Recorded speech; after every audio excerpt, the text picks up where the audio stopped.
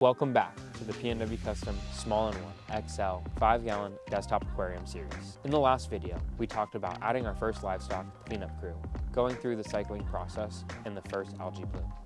Today, in this video, it's the moment we've all been waiting for, adding our first fish and corals. We've got a platinum storm clownfish, a bullet hole clownfish, and some beautiful, beginner-friendly corals. Plus, we'll walk you through how to drip acclimate fish, dip corals, and even sneak in a water change, all at the same time. If you're new here, hit that subscribe button so you don't miss the next part of this build series. We have a variety of tools that we will be using here today. Here, we have Revive Coral Dip. We will be using this to clean the corals and make sure that we are not introducing any pests to the aquarium. Here is our first fish. We've got a couple of clownfish, a really small pair of bullet hole and platinum storm clownfish, a couple of pair of tongs, fish net, just tools for inside of the aquarium, making sure we get the fish inside, the corals inside safely, a salinity and temperature tester that is going to be used to ensure that our salinity and temperature are right on par in between both the mixing container and between the new aquarium water. We have our drip acclimation tool as well. This is going to be used to acclimate the aquarium water that is currently in the tank to the water that is currently in the cup for the fish and make sure that they are the same before adding the fish into the aquarium. This is 1 gallon of freshly mixed salt water. We're going to be using this today to do our water change.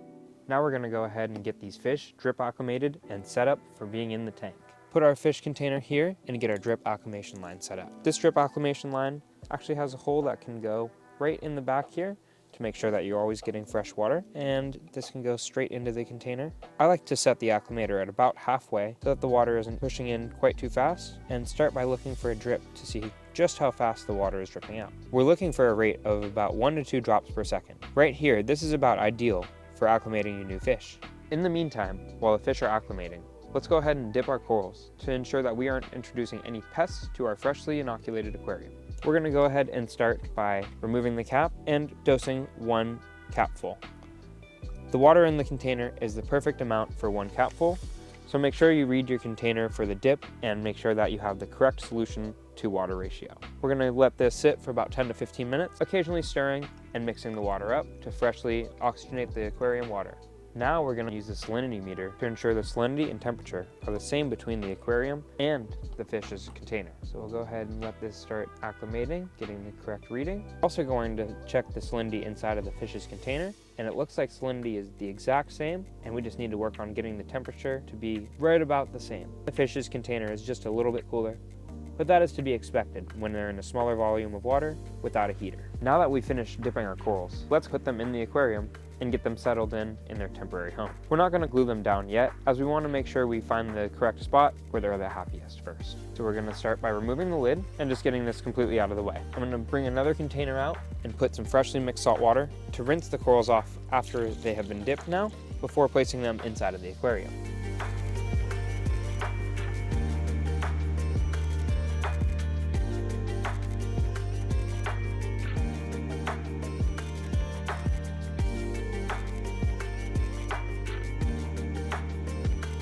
And check it out, just like that, our first corals are in the aquarium.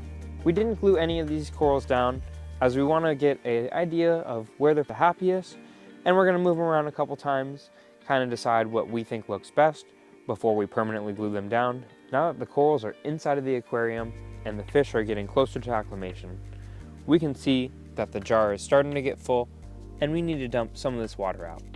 So let's go ahead and get rid of about half of this water here, and we're going to keep acclimating these guys for just a bit longer before we do our water change. As you can see here in the water level indicator, our water level used to be all the way up here, and it's now getting closer to here. We're going to drain the water to about here before we do our water change, and what the water change is going to do is it's going to be mixing freshly mixed salt water to have new nutrients for the corals so that they can sustain and thrive. Periodically, we're going to test the water inside of the container to see how much closer we are. Once we get in a reasonable range, about 1 to 2 degrees, we'll go ahead and start the transfer. Looks like we still have a little bit of work to go, probably a few more degrees, and then we're there.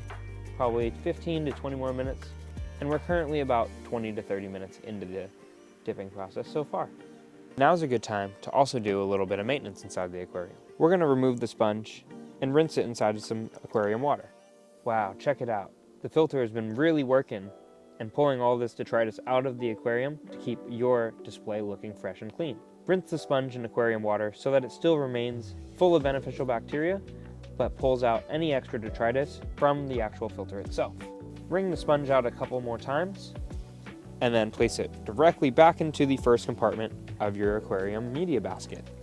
Now that we're done dipping the coral, we can go ahead and put our supplies away.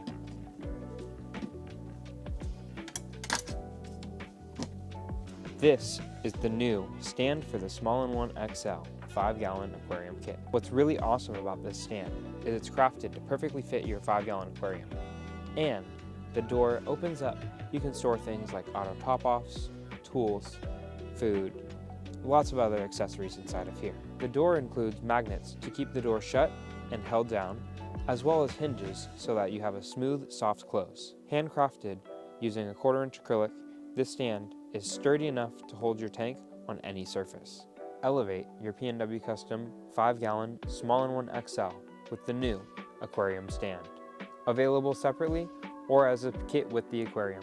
Now that the water level inside of the aquarium has dropped almost to the pump, we can go ahead and top it up with some freshly mixed salt water. This is a really easy way to do a water change as you're acclimating fish into the aquarium. Don't be afraid to fill up your aquarium almost to the brim if you're still acclimating the fish.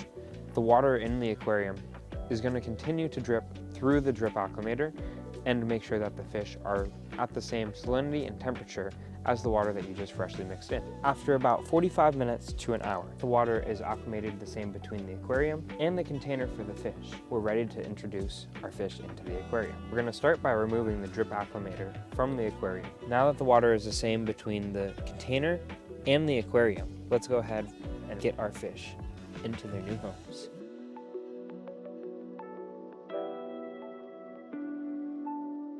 We just drip acclimated fish, dipped our corals, acclimated our first cleanup crew, and set our tank up for success. Follow along as we continue to make this desktop reef thrive, adding more new corals, invertebrates, and lots of livestock along the way. This is only the beginning. Stay tuned and subscribe for more.